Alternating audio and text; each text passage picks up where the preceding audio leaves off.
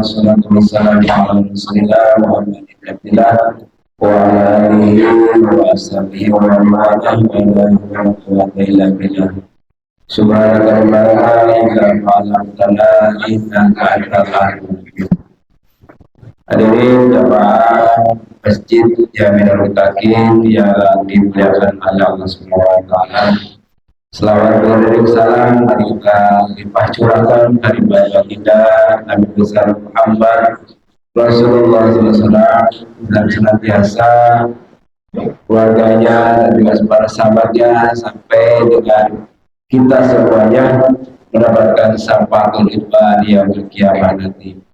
Pada hari ini kita bertemu kembali dengan Senin malam Senin, yaitu untuk mengadakan pengajian rutin secara pada biasanya yang diisi oleh Bapak Kiai Haji Abdul Rahman Yusuf. Pada malam hari ini lama ya.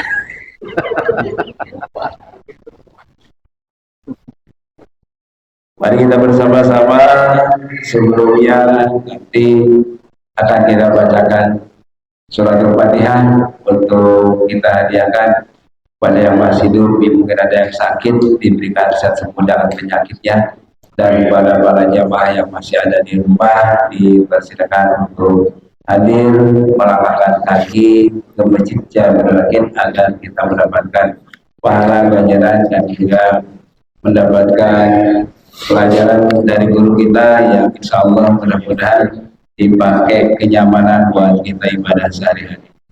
Baik, mari kita bersama-sama kita awali dengan surat Al-Fatihah, kita kirimkan dan mudah-mudahan kita semua diberikan keberkahan dari Allah SWT.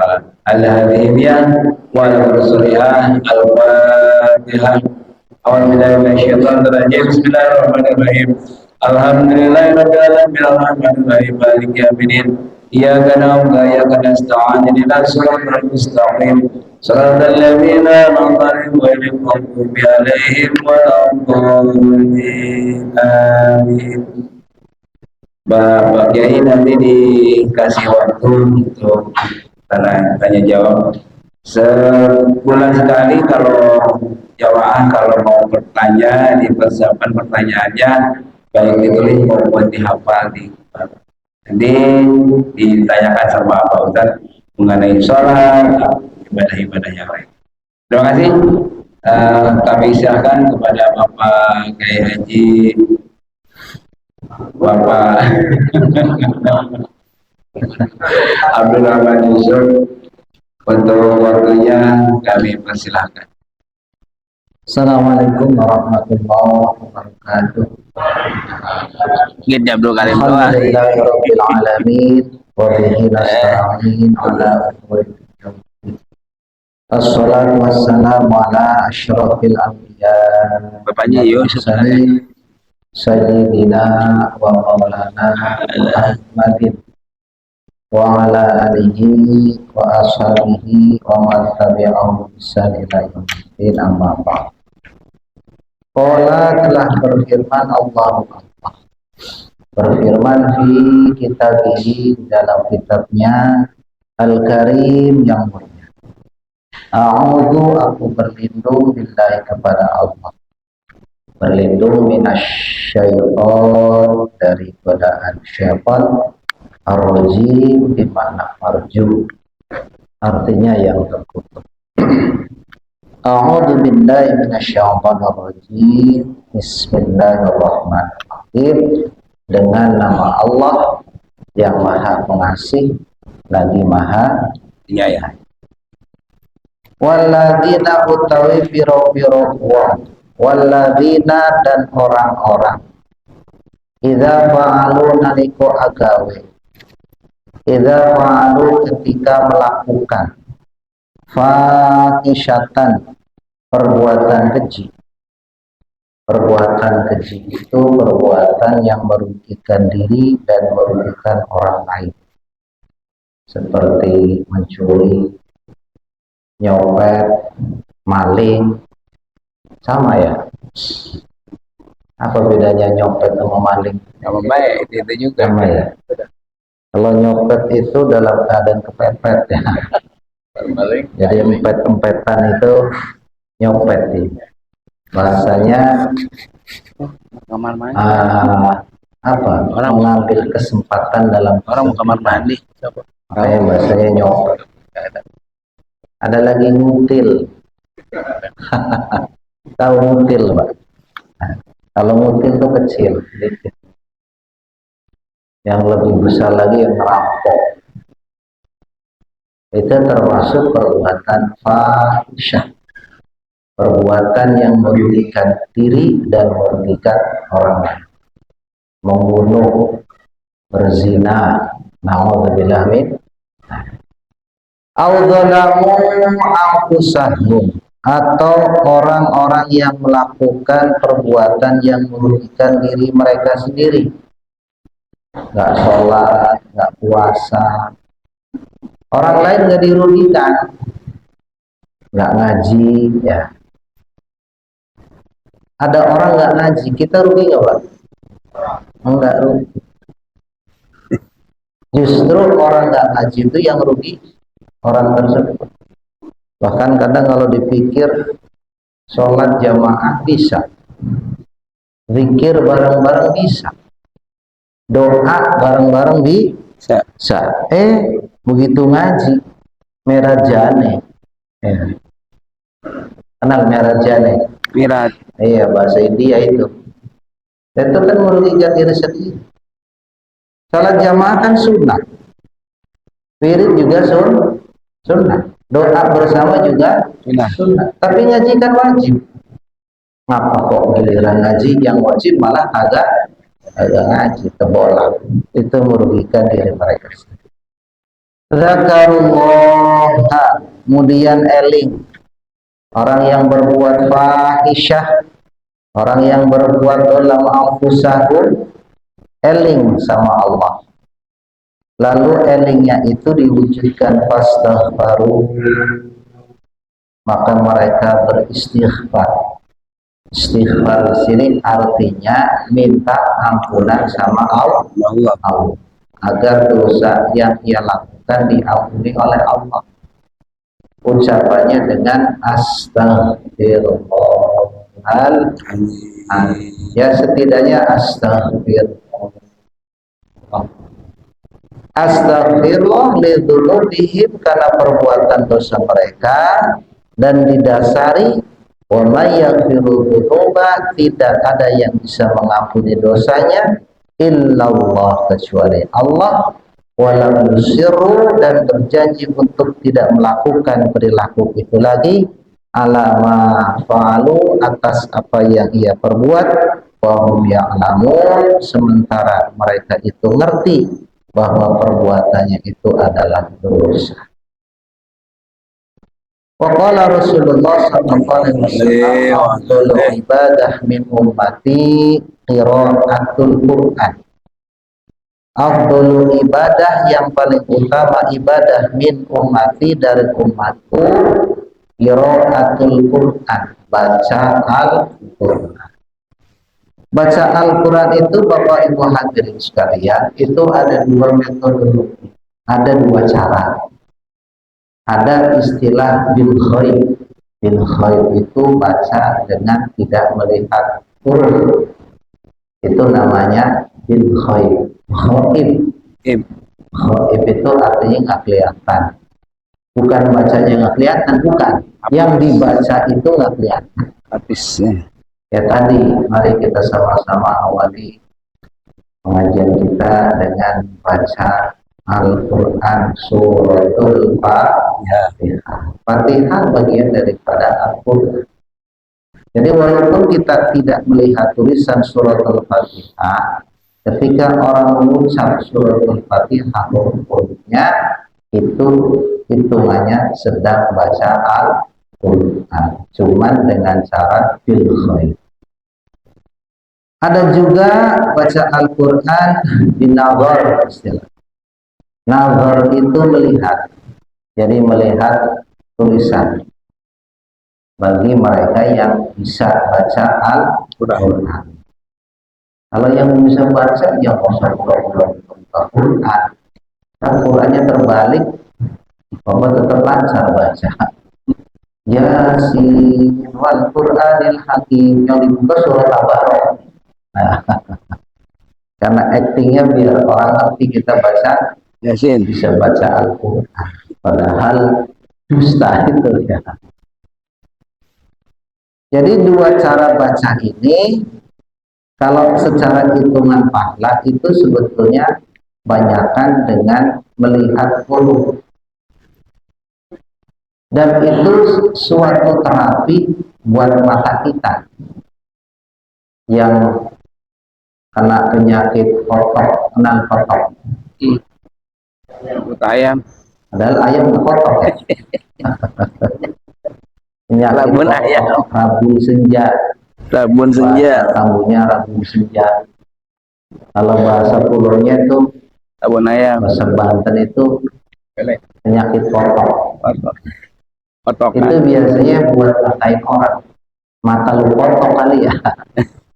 Itu dari ayam itu, karena ayam itu kalau senja itu ragu, nggak jelas. Kayak bahasa kotok. Itu orang kalau sering baca Al-Quran, insya Allah penyakit-penyakit begitu jelas. Penyakit katarak. Lihat huruf-huruf Al-Quran. Tapi rutin. Maka pahalanya itu banyakkan dengan cara bilang. Tapi karena kita nggak bisa atau belum bisa atau proses sedang belajar baca Al-Quran, ya boleh buat. Yang rutinkan dengan sering baca yang memang kita hafal. Terutama surah-surah yang mengandung beberapa fadilah. Kalau orang-orang tua kita itu biasanya tidak terlepas dari surah Al-Ikhlas. Ya. Makanya pesan baginda Rasulullah SAW kepada Sayyidah Fatimah. Sayyidah Fatimah itu satu-satunya anak baginda Rasul yang wafatnya setelah Rasulullah. Kalau yang lainnya wafat sebelum Rasul wafat. Dan satu-satunya anak dari Rasul yang punya keturunan, yaitu Sayyidina Hasan dan Sayyidina Ali. Sayyidina Hasan dan Sayyidina Husain itu anak dari Sayyidina Ali. Sayyidina Ali itu anak daripada Abu Thalib. Abu Thalib itu kakaknya Abdullah sebetulnya. Cuman karena orang kenalnya paman di kita itu ngertinya adiknya ibu atau adiknya bapak. Kalau bangsa Arab itu mau adiknya bapak, adiknya ibu, kakaknya bapak, kakaknya ibu itu panggilannya Mam. Karena orang kita susah mengucap lain, jadinya Om itu dari bahasa Mam, artinya paman. Cuman kalau di Indonesia paman itu adiknya atau adiknya ibu atau adiknya bapak. Kalau di Arab itu mau kakaknya bapak, kakaknya ibu, adiknya bapak, adiknya ibu itu amun, paman. Sehingga sering anak-anak kita ngertinya Abu Thalib itu adiknya Abdullah, padahal kakaknya Abdullah. Kalau dalam sejarah itu begitu. Makanya Rasulullah SAW dengan Sayyidina Ali itu satu kakek, satu nenek. Kakeknya Abdul Muthalib. Rasul juga kakeknya Abdul Muthalib. Makanya dari Bani Muthalib ini termasuk golongan orang-orang yang haram menerima zakat. Makanya kalau kemudian kita tahu ada orang yang aku keturunan Rasul kok menerima zakat, ya haram hukumnya. Sehingga pada tahun 1982 dari tahun 1983 itu kerajaan Arab Saudi mengeluarkan kebijakan bagi siapa yang mengaku keturunan Rasul wajib hukumnya tes DNA. Perlunya untuk menjaga kesucian daripada keturunan Rasul. Tes DNA itu maksudnya untuk menjaga kesucian darah keturunan Rasulullah sehingga negara bisa memberikan apresiasi kepada keturunan Rasulullah untuk menjaga agar jangan sampai keturunan Rasul itu meminta-minta kepada masyarakat. Makanya tadi wajib hukumnya bagi mereka yang mengaku keturunan Rasul untuk tes DNA. Kalau di sini keturunan yang mengaku keturunan Rasul malah sebaliknya mengharapkan untuk tes DNA. Dan ternyata mereka yang mengaku keturunan Rasul di Indonesia khususnya sampai hari ini upload darahnya adalah G, dimana G itu kalau kita dari lihat filologi itu keturunan yang Askenasi, karena keturunan Arab itu J1.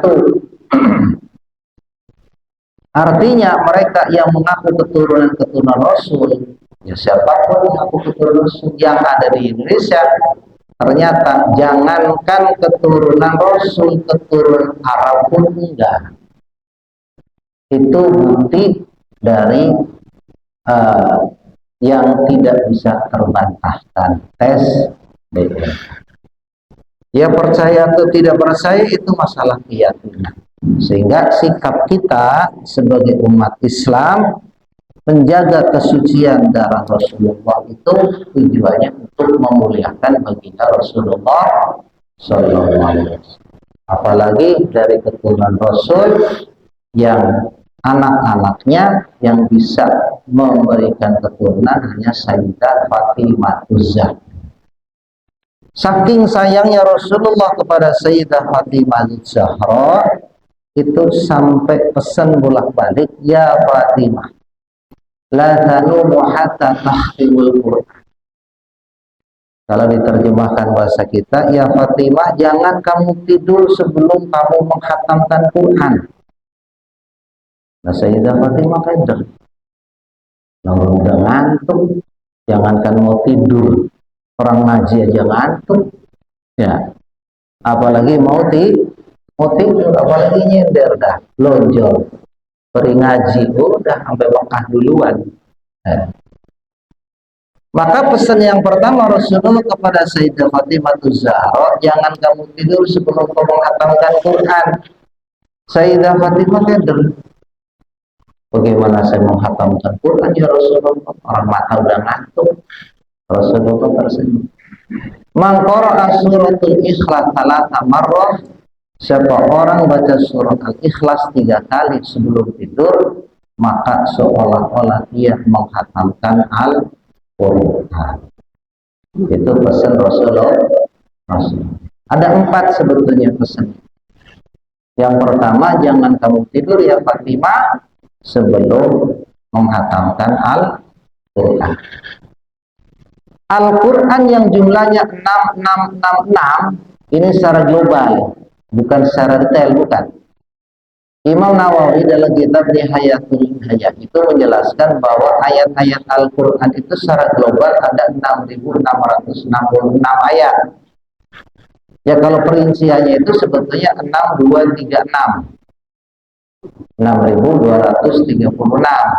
Tapi kalau secara global dihitung per sepertiganya, jadi sepertiga menjelaskan tentang tauhid. Contohnya tadi, qul huwallahu ahad.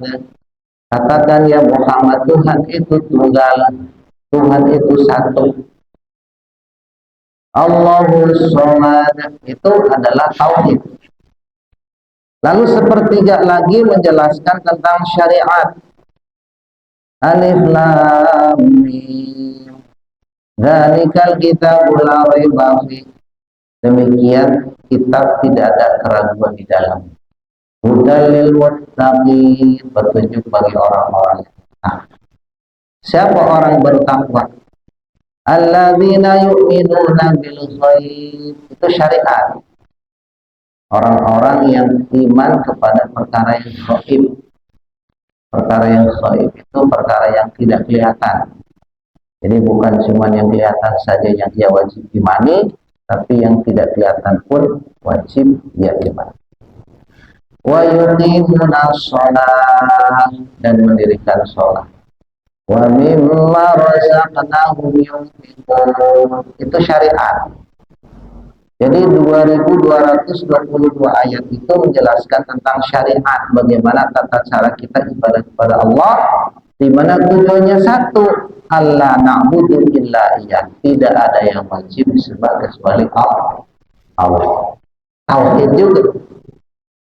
Dan sepertiganya lagi menjelaskan tentang kisah. Kisah itu bahasa Arab, bahasa kitanya kisah, cerita.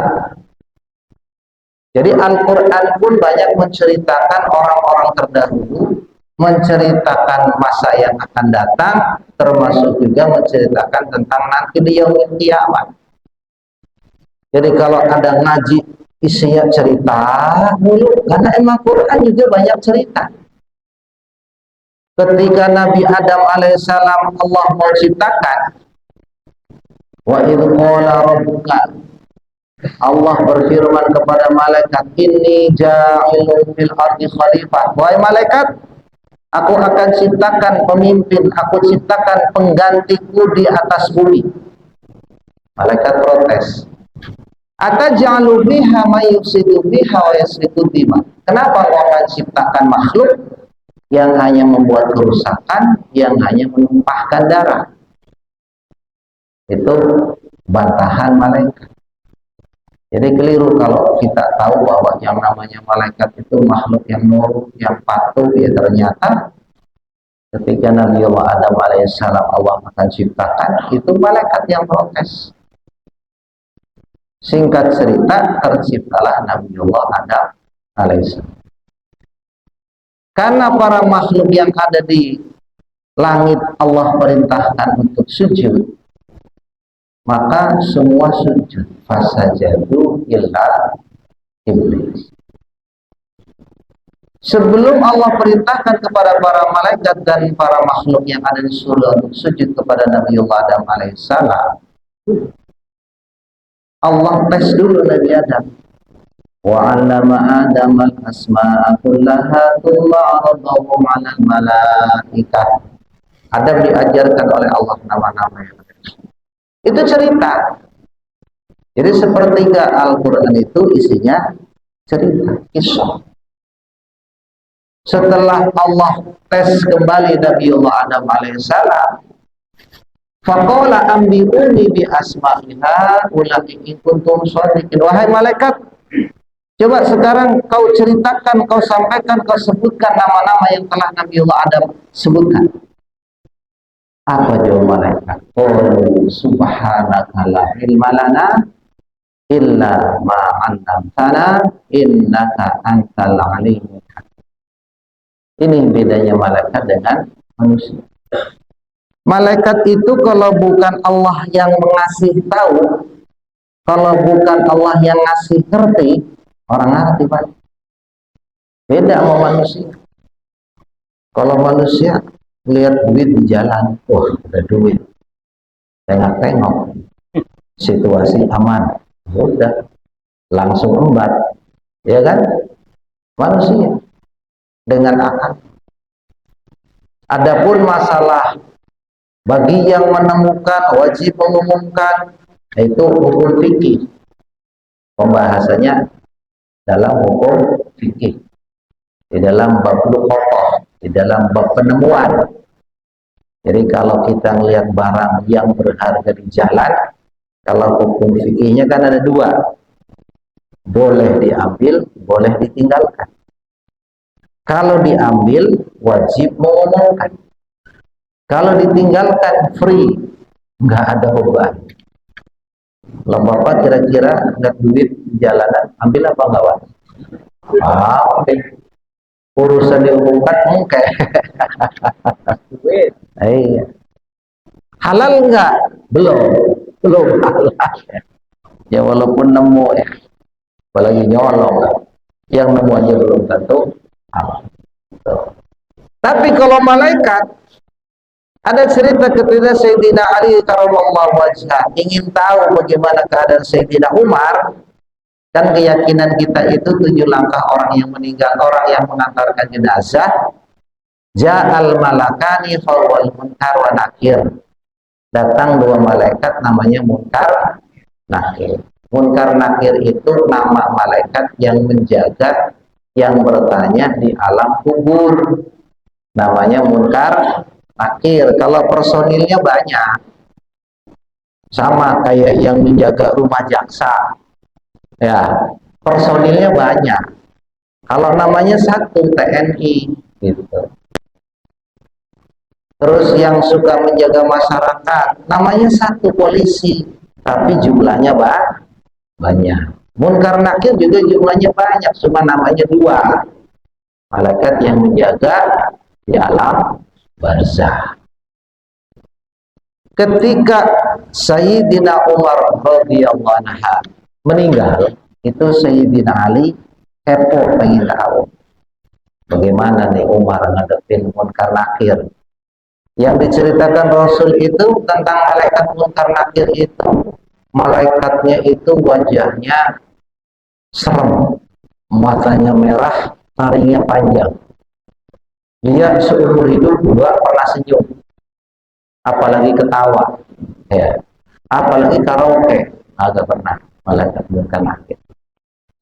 Ketika Sayyidina Umar wafat, ja'al malakani munkar wa nakir, sama kayak kita, maka datangnya malaikat munkar nakir. Makanya perlu ditalkin itu biar kita nggak kaget. Dan biasanya sebelum kita ditalkin, itu yang nalkin baca la ilaha illallah wahdahu la syarikalah lahul mulku wa lahul hamdu yuhyi wa yumiitu wa huwa ala kulli syai'in qadir. Itu bacaan kita setelah sholat.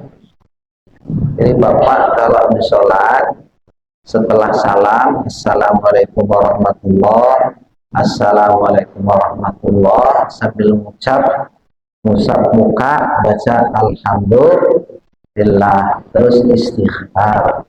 Istighfar itu minta ampunan bisa jadi ketika kita lagi sholat, kita melakukan dosa-dosa yang tidak disengaja, apalagi yang disengaja, makanya baca istighfar. Nah setelah istighfar, kemudian kan kita baca la ilaha illallah wahdahu la syarikalah lahul mulku wa lahul hamdu yuhyi wa yumiitu wa huwa ala kulli syai'in. Kalau Bapak bacanya benar, napasnya benar, itu bisa menenangkan hati.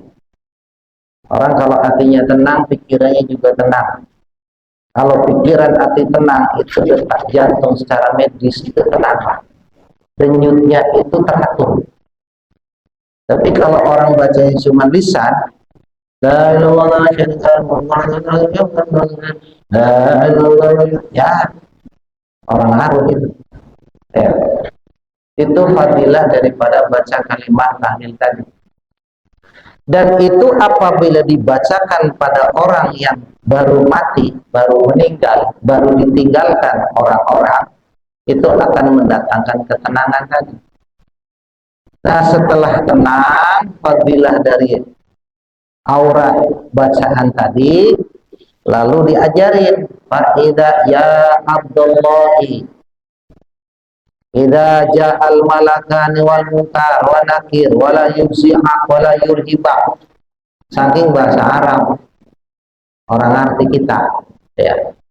Kalau diterjemahkan bahasa kita, makanya saya pengen sekali-kali nelkin pakai bahasa Indonesia biar yang dengar juga pada ngerti, ya. Boleh nggak?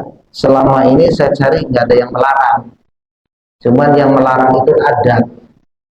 Kayaknya kagak pantas, nanti dikiranya Pak Ustadz lagi baca puisi, ya.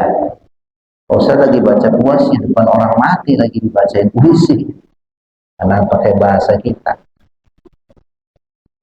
Kalau diterjemahkan dalam bahasa kita, apabila nanti datang dua malaikat namanya Munkar wa Nakir, itu dua malaikat itu sama dengan kita. Khalqun min khalqillah.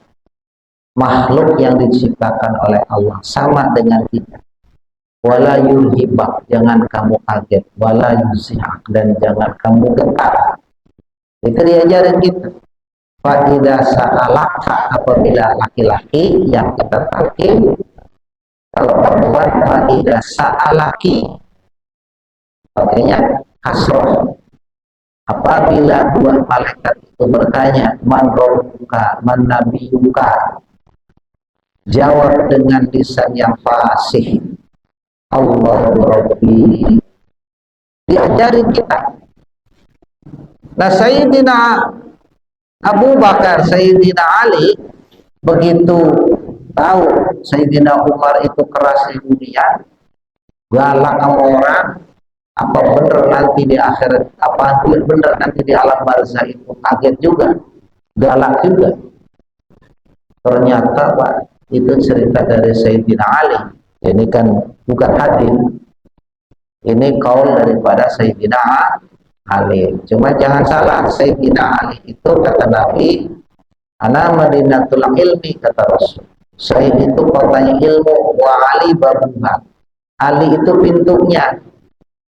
Makanya dalam hal beberapa ilmu, apalagi ilmu kedikjayaan, tahu ilmu kedikjayaan Pak?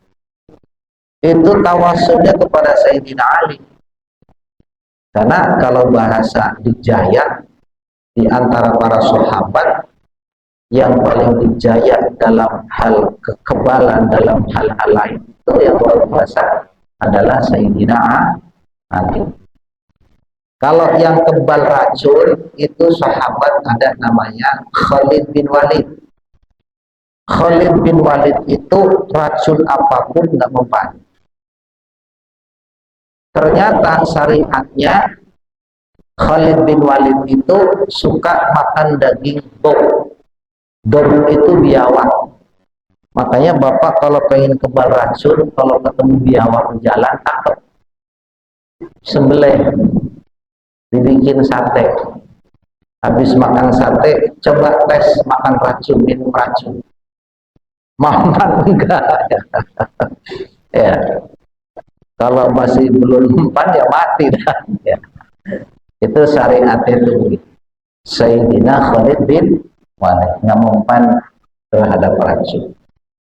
Nah, ternyata benar malaikat ketika bertanya kepada Sayyidina Umar, man rabbuka? Sayyidina Umar kaget. Makhluk dari mana? Datang kagak salam, kagak permisi. Itu menurut cerita Sayyidina Ali. Itu Munkar wa Nakir dua-duanya ditabok. Tabok Sayyidina Umar. Itu calingnya rontok, mukanya bengkok, saking kencengnya Sayyidina Umar. Apa yang dilakukan Munkar Nakir? Dia ngadu sama Allah. Nah ini bedanya manusia dengan malaikat. Coba dah Bapak misalkan nanya orang, tiba-tiba Bapak ditabok, apa yang Bapak pikir? Lah salah apa gua? Tabok lagi kan? Manusia. Malaikat enggak, ngadu sama Allah, ya Allah ya Rabb. Ada makhluk tuh seumur-umur saya bertanya kepada makhluk. Orang ditanya, man rabbuka? Tahu-tahu gue ditabok.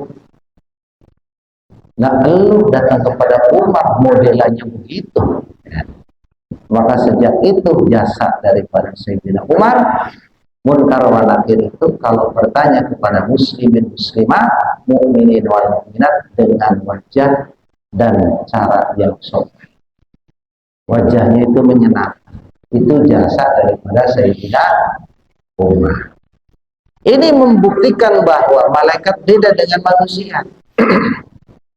Makanya ketika Allah ajarkan kepada malaikat nama-nama yang telah disebutkan oleh Nabiullah Adam alaihissalam, malaikat jawabnya, subhanaka la ilma lana illa ma 'allamtana innaka antal alim.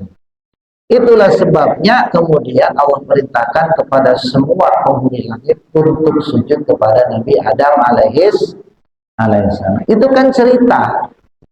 Sepertiga Al-Quran isinya tentang cerita. Ada juga cerita Nabi Nuh, ada cerita Nabi Yusuf, macam-macam. Dan intinya satu, alla na'budu illa iya. Tidak ada yang wajib disembah kecuali Allah. Tauhid juga.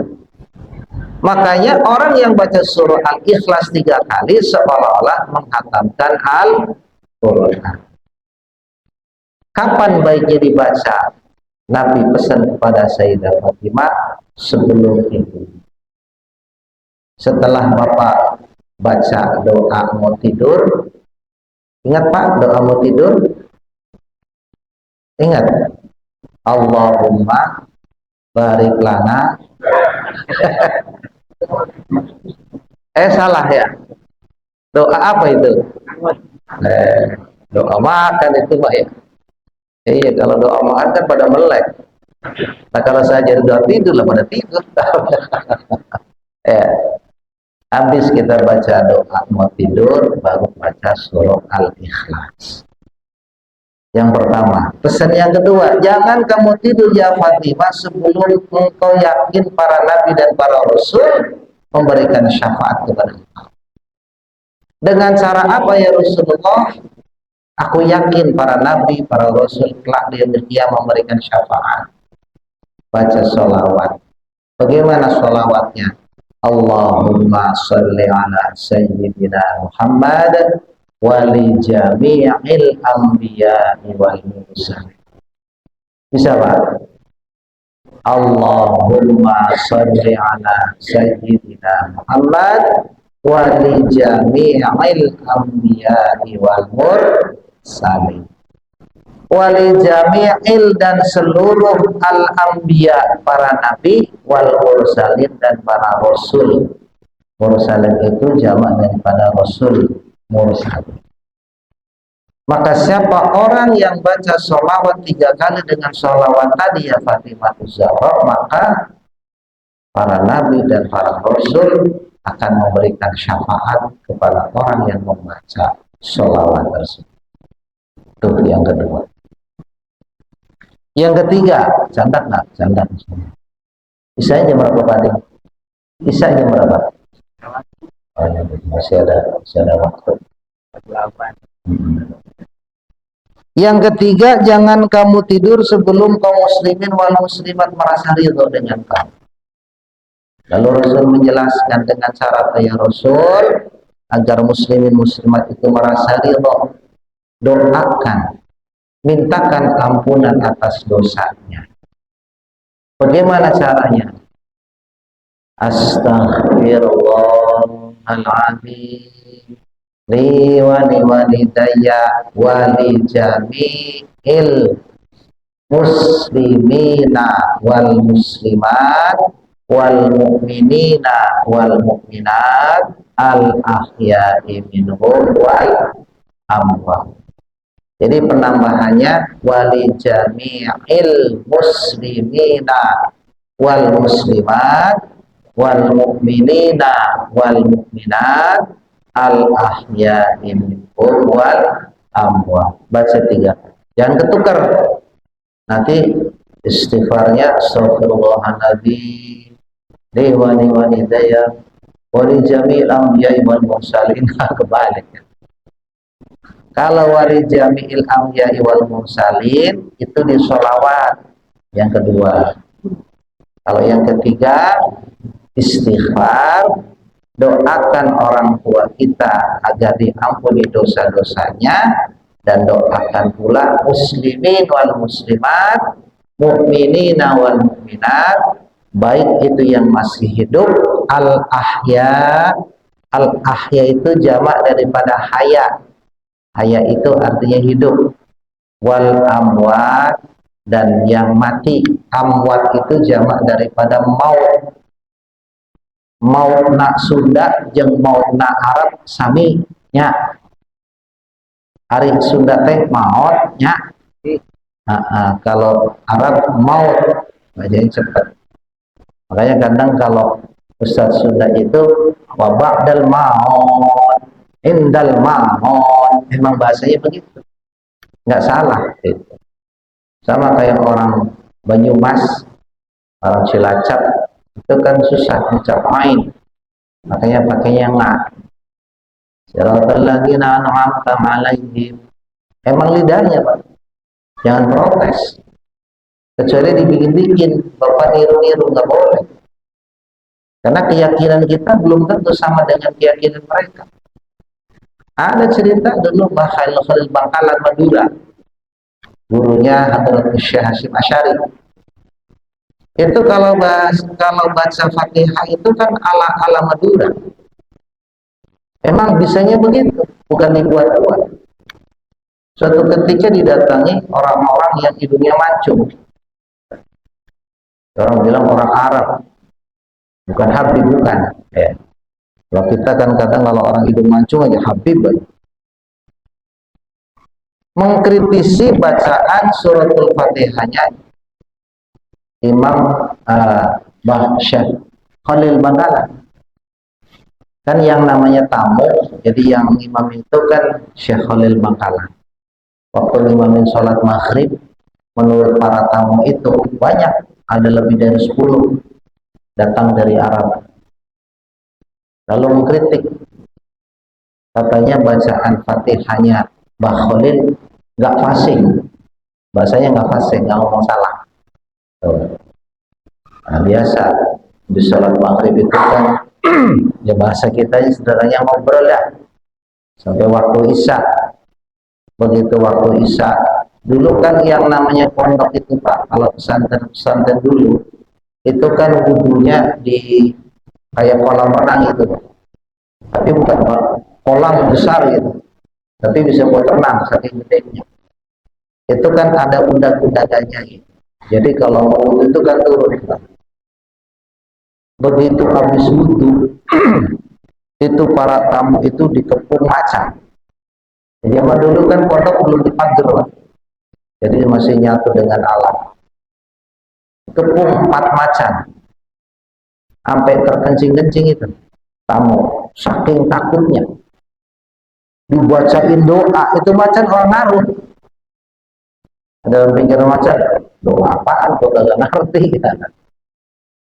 Akhirnya teriak-teriak, didengar sama santri laporan sama Mbak Khalil, Mbak, tamu yang lagi wudhu dikepung sama macan, ada 4 macannya, 4 penjuru. Mbak Khalil datang, bacain Fatihah macannya dengan Fatihah yang tadi dibaca waktu imam. Yang kata orang Arab tadi bacanya kagak fasih, ternyata lebih ampuh, macan atu per atu pergi. Nah itulah tamunya itu dibikin malu. Mereka yang ngomong katanya kagak fasih, justru Fatihahnya lebih ampuh ketimbang yang merasa diri fasih. Nah itulah makanya jangan kita itu mengkritisi bacaan seseorang, apalagi orang itu sudah tidak sanggup berubah. Sama tadi kalau orang Banyumas itu kan bahasa ainnya itu kan anak angka. Orang Sunda biasanya dalnya itu ngambang, ya. Dal. Kalau Jawa dalnya itu jangan. Tuh. Jadi agar kita mendapatkan ridho dari muslimin wal muslimat adalah kita mendoakan ampunannya dengan baca istighfar, astaghfirullahaladzim li walidayya wa li jami'il muslimina wal muslimat wal mu'minina wal mu'minat al ahya'i minhum wal amwat. Itu yang ketiga. Yang 4 sekalian dah. Jangan kamu tidur ya Fatimah sebelum haji dan umrah. Oh, tambah berat lagi kata Sayyidah Fatimah. Dengan cara apa ya Rasulullah? Baca kalimat tasbih yang sempurna. Subhanallah walhamdulillah wala ilaha illallah wallahu akbar 3 kali. Di hitungan yang ketiga ditambahkan dengan wala haula wala quwwata illa billahil aliyyil azim. 4 pesan baginda Rasul kepada Sayyidah Fatimah, ya Fatimah, jangan kau tidur sebelum kau melakukan 4 perkara. Yang pertama, khatamkan Quran dengan cara baca surah Al-Ikhlas 3 kali. Yang kedua, yakinkan kelak di yaumil qiyamah engkau akan mendapatkan syafaat. Baca sholawat, Allahumma sholli ala Sayyidina Muhammad wa li jami'il anbiya'i wal mursalin. Dan yang ketiga, baca istighfar agar muslimin wal muslimat merasa ridho. Bagaimana caranya? Astaghfirullahaladzim li wa li walidayya wa li jami'il muslimina wal muslimat wal mu'minina wal mu'minat al ahya'i wal amwat. Dan terakhir, baca tasbih yang sempurna, subhanallah walhamdulillah wala ilaha illallah wallahu akbar. Yang ketiga kalinya dengan menambahkan wala haula wala quwwata illa billahil aliyyil azim. Sanggup Pak? Sanggup enggak?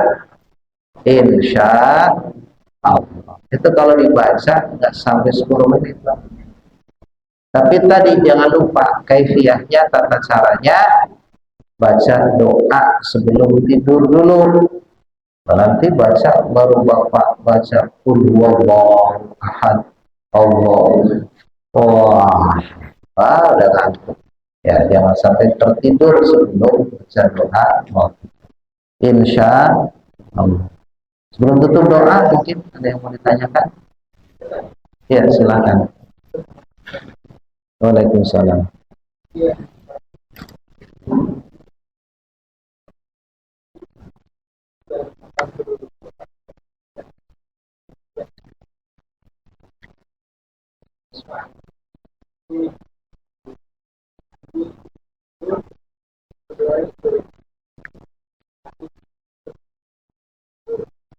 Ya, terima kasih atas pertanyaannya. Doa yang dimunajatkan dengan dalam keadaan wudhu itu lebih utama ketimbang tidak dibaca dalam keadaan wudhu. Artinya, kalau kita ingin diaminkan oleh para malaikat, karena di antara fadilah wudhu itu kan setiap tetes dari air wudhu yang kita pakai, Allah jadikan malaikat, dan malaikat itu akan mengamini setiap doa yang kita munajatkan sampai kita batal wudhunya. Kalau anjuran untuk dalam keadaan wudhu itu tidak ada. Cuman kalau dibaca dalam keadaan wudhu itu lebih utama dan itu lebih baik apapun amal. Jadi kalau apakah harus dalam keadaan wudhu? Oh tidak. Hanya kalau kita baca dalam keadaan wudhu itu lebih baik. Apalagi zaman sekarang. Sekarang kan rata-rata wudhu pegang setan gepeng. Ya, boro-boro wudhu ya. Apalagi baca doa. Ya. Cukup. Baik, kita tutup dengan doa. Semoga Allah berikan ilmu yang bermanfaat di dunia wal akhirah. Allahumma shalli ala sayyidina habibina syafina wa karimina bakhrina wa maulana Muhammad wa barik wa sallim wa radiyallahu ta'ala an kulli sahabati rasulillahi ajma'in. Alhamdulillahi rabbil alamin. Allahumma anfa'na bima 'allamtana wa 'allimna ma yanfa'una wa zidna ilma. Allahumma arinal haqqa haqqan warzuqna ittiba'ah wa arinal batila batina warzuqna ijtinabah.